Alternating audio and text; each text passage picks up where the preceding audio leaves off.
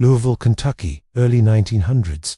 Tuberculosis, known as the White Plague, is ravaging America, killing entire families and sometimes entire towns. There's no cure, no treatment, only slow, agonizing death. In 1910, officials opened Waverly Hills Sanatorium, a hospital designed to isolate TB patients from the healthy population. Over the next few decades, thousands of people will enter this building. Most will never leave alive.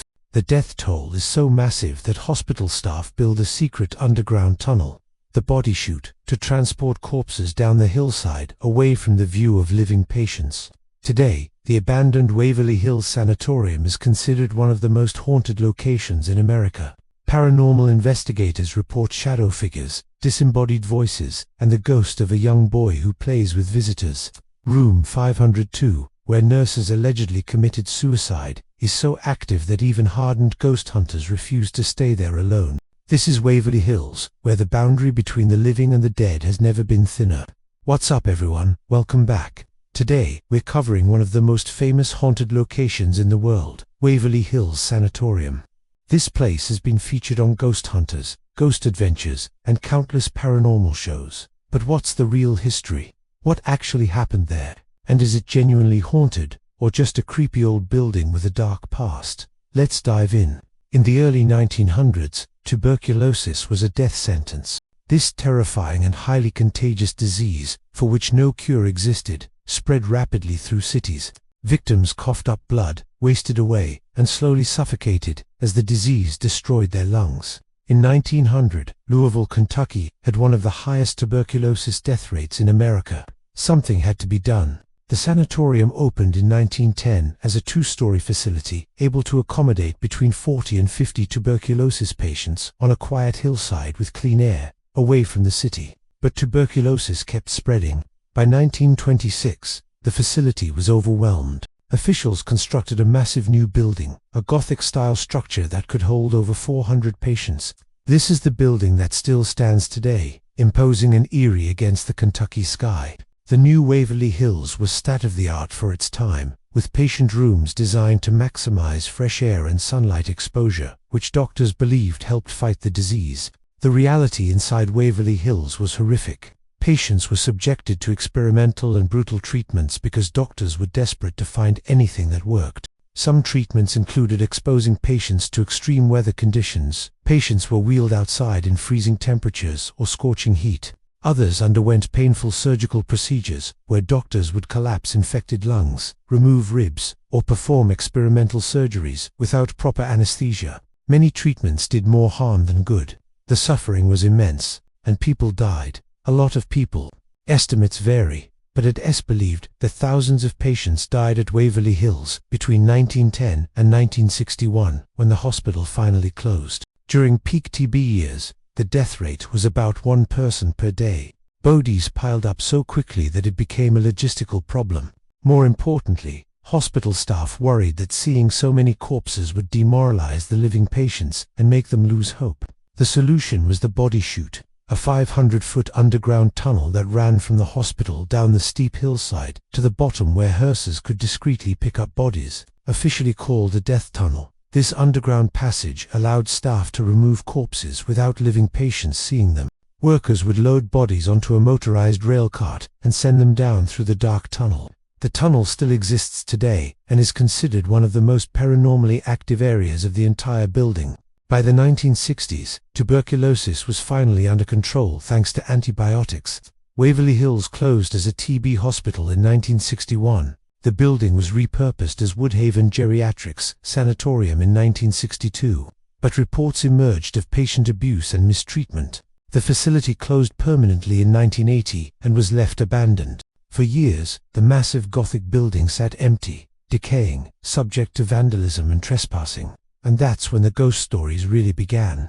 Trespassers and vandals who explored the abandoned building reported terrifying experiences. Shadow figures moving through empty hallways, disembodied voices and screams echoing through the corridors, doors slamming when no one was there, lights turning on in a building with no electricity. Some even witnessed a phantom hearse driving up to the building and dropping off coffins. The most famous haunting at Waverly Hills is room 502. This room on the 5th floor has a dark history. According to legend, a nurse was found dead in room 502 in 1928, having committed suicide by hanging herself from the light fixture.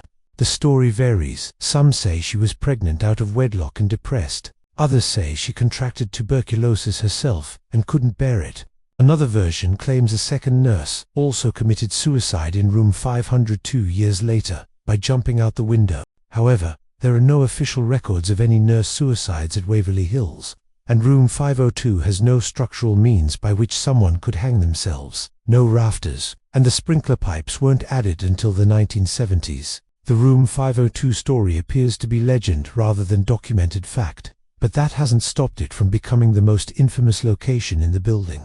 Paranormal investigators report intense activity in room 502, feelings of dread, being touched by invisible hands, hearing whispers, seeing shadow figures. Other famous hauntings include Timmy, the ghost of a young boy who allegedly died at Waverly Hills. Visitors report seeing a child's shadow playing in the hallways, hearing giggling and running footsteps, and finding balls that have been rolled back to them when placed in empty rooms. Some investigators bring toys and balls specifically to interact with Timmy. There's also the Shadow Man, a tall, dark figure seen throughout the building, particularly in the body chute. Witnesses describe feeling overwhelming dread when encountering this entity.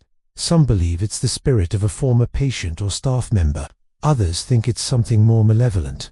The body chute itself is intensely active. Investigators report hearing footsteps, feeling touched, seeing shadow figures, and experiencing equipment malfunctions. The tunnel is long, dark, and claustrophobic. Even skeptics admit it's deeply unsettling. The temperature drops significantly in the tunnel, and many people report feeling watched or followed. In 2001, the building was purchased by Charlie and Tina Mattingly, who have worked to preserve and restore it. They offer paranormal tours and overnight ghost hunting investigations. Waverly Hills has been featured on Ghost Hunters. The crew had to visit twice because there were too many unexplained incidents to cover in one trip. Ghost Adventures, Scariest Places on Earth, and numerous other shows. It's consistently ranked as one of the most haunted locations in America. So, is Waverly Hills actually haunted? Skeptics point out that it's a creepy, abandoned hospital where thousands died. Of course, people's imaginations run wild. The building is decaying, which causes strange noises. Cold spots can be explained by drafts. Shadow figures could be tricks of light in dark corridors. And ghost stories have grown over decades of retelling, becoming more dramatic with each version. But believers point to the consistency of reports from thousands of visitors over decades. The same phenomena are reported by people who've never heard the stories before. Children's laughter, shadow figures in specific locations, feelings of dread in room 502. Electronic equipment malfunctions are documented on video, and the sheer volume of death and suffering that occurred there could theoretically leave psychic imprints. The historical reality is that Waverly Hills was a place of immense suffering.